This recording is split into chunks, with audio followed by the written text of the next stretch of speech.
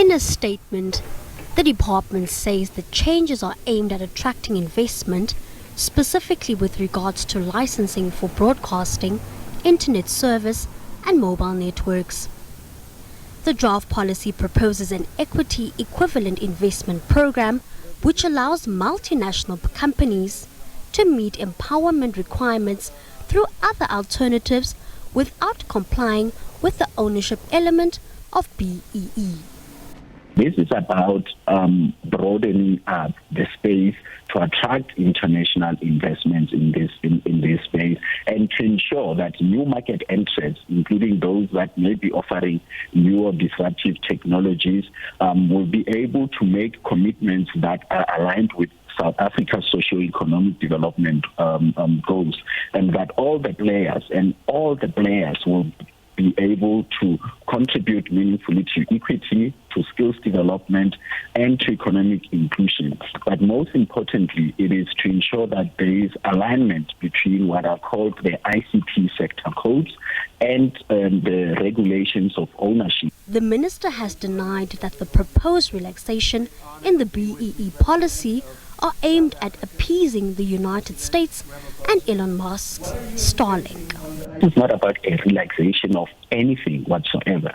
I'm saying that equity equivalent investment programs are part of provisions made under the Broad-Based Black Economic Empowerment Act Act number 53 of 2003, which makes provision for that. And that is why in other sectors, particularly the automobile sector, you have companies such as BMW being able to operate in South Africa through the equity equivalent program vehicle. So what has been happening in this ICT sector is the regulations have been misaligned with what the ICT sector codes seek to achieve in terms of broader empowerment and the bouquet of empowerment programs. This comes after reports indicating that the government has been preparing to offer Musk a special exemption from the country's black ownership requirement to allow his satellite internet service to operate within its borders. President Cyril Ramaphosa and his delegation were in Washington, D.C. this week for a visit to improve strained relations with the U.S.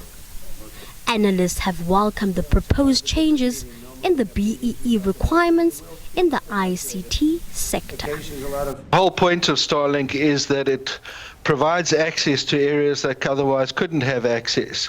Starlink is necessary in areas where you can't get access currently. It would be in remote areas where quite simply you've got a school or police station or other very useful and important community center has got a choice of either Starlink or nothing. It's not about suspending your principles or the almighty buck ruling or whatever, or we're throwing away principles. You have a choice between rigidly enforcing a BEE legislation in this particular case.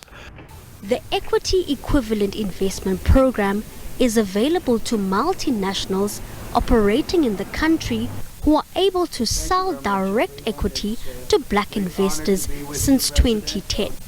More than 500 U.S. companies operate in South Africa under the equity equivalent programs, including Microsoft, Apple, and Google.